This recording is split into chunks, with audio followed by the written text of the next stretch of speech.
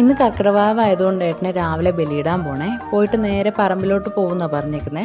അപ്പോൾ അങ്ങനെയാണെങ്കിൽ കാപ്പി കൊടുത്തു വിടാമെന്ന് ഓർത്ത് ഞാൻ ഇച്ചിരി പൂരി ഉണ്ടാക്കുവാണ് കേട്ടോ. അപ്പോൾ സാധാരണ ഇവിടെ പൂരി ഉണ്ടാക്കുമ്പോഴേ പൂരിക്ക് കറിയൊന്നും ഉണ്ടാക്കാറില്ല. അപ്പോൾ അത് ചായയുടെ കൂടെയും അല്ലാതെയൊക്കെ ഇടയ്ക്കിടയ്ക്ക് ഇവന്മാരും ഏട്ടനും ഒക്കെ കഴിച്ച് പിന്നെ ഇത് കറി ഉണ്ടാക്കാനുള്ളൊരവസരം തരികയില്ല കേട്ടോ. അന്ന് എന്തായാലും അച്ഛനും വെച്ചിട്ട് കൊടുത്തു വിടാമെന്ന് ഓർത്ത് ഇച്ചിരി കറിയും കൂടെ ഞാൻ ഉണ്ടാക്കിയിട്ടുണ്ട്, ബാജി ഉണ്ടാക്കിയിട്ടുണ്ട്. അപ്പോൾ പൂരി ഇങ്ങനെ ഉണ്ടാക്കിക്കൊണ്ടിരിക്കുമായിരുന്നേ.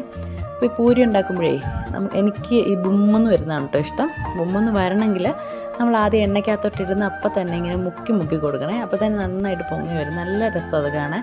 ഈ ഗോതമ്പ് പൂരി ആയതുകൊണ്ട് ഒത്തിരി നേരം ഇങ്ങനെ പൊങ്ങിയൊന്നും ഇരിക്കില്ല, കുറച്ച് കഴിയുമ്പോഴത്തേക്ക് താന്നൊക്കെ പോകും. എങ്കിലും പൊങ്ങിയ പൂരി കഴിക്കാനൊരു പ്രത്യേക ടേസ്റ്റാണേ. അപ്പോൾ പൂരിയൊക്കെ ഉണ്ടാക്കി കഴിഞ്ഞപ്പോഴത്തേക്ക് ഞാനിവിടെ ഒന്ന് പെട്ടെന്ന് ക്ലിയർ ആക്കാൻ പോവാണേ.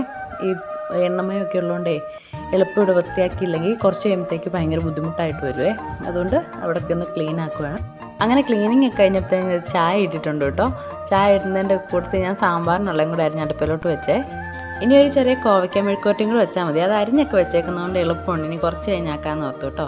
അങ്ങനെ ചായ എടുത്തപ്പോൾ ഞാൻ രാവിലത്തെ കാപ്പി കുടിക്കാൻ പോവാണേ. അപ്പോൾ നമ്മുടെ ഇന്നത്തെ വീഡിയോ ഇത്രയേ ഉള്ളൂ. ഇഷ്ടപ്പെടുവാണെങ്കിൽ ലൈക്ക് ചെയ്യാനും ഷെയർ ചെയ്യാനും സബ്സ്ക്രൈബ് ചെയ്യാനും കമൻറ്റുകളൊക്കെ അറിയിക്കാനും മറക്കല്ലേ.